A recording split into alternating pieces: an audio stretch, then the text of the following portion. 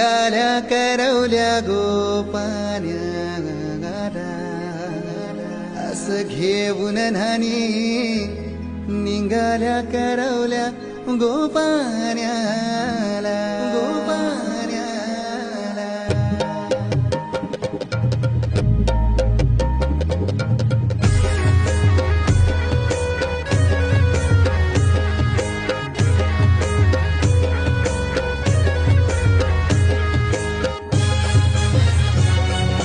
DJ Umesh.